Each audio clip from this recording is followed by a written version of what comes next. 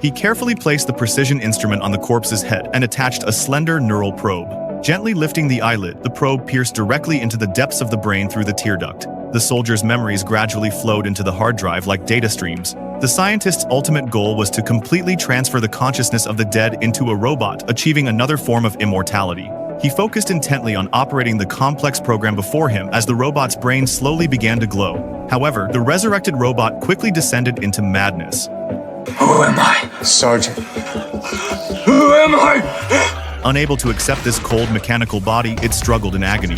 The scientist had no choice but to disconnect its power supply. This failed experiment infuriated the leadership. The entire project had nearly depleted the company's funds and now had to be suspended. Jack returned home dejected, while his wife firmly believed the experiment seriously violated human moral boundaries. This made the already despondent Jack even more irritable, causing him to drive absent-mindedly.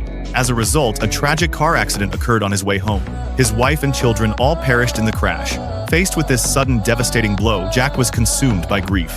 In desperation, he conceived a wild and audacious plan. He urgently had his assistant deliver the consciousness extractor, determined to clone all his deceased family members. But this unprecedented experiment had never succeeded on humans. He faced not only enormous technical challenges, but also unavoidable ethical dilemmas. Previous animal cloning experiments had yielded horrific results: deformities, blindness, even organs exposed outside the body. If discovered, they would both spend the rest of their lives in prison. But Jack was beyond caring at this point. Based on years of deep friendship, the assistant ultimately decided to help Jack complete this insane plan. However, reality was cruel. There were only 3 cloning chambers. This meant Jack had to painfully abandon one family member. Finally, they decided through the cruel method of drawing lots to abandon his youngest daughter. This outcome completely shattered Jack.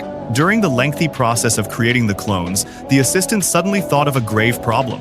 If the experiment truly succeeded, how would Jack explain the youngest daughter's disappearance to his revived family? Jack pondered for a long time, then tremblingly retrieved his youngest daughter's consciousness data. He decided to completely erase all memory information about his youngest daughter from everyone.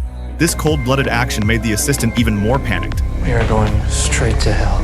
Jack frantically vented the anger and despair that had built up inside him. But faced with reality, he had no better options. 17 days later, the clones had fully matured. Yet the core problem of consciousness transfer remained unsolved. Worse still, the clones had to be removed from their chambers within 3 days, or they would rapidly develop various age-related diseases. They had to risk removing all the clones first. But the moment they emerged from their chambers, the clones began struggling violently.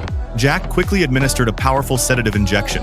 Remarkably, this cloning experiment was exceptionally successful. The clones showed no pathological changes or deformities, but Jack had to find a breakthrough in consciousness transfer within the critical 3-day window, or his wife's clone would still die.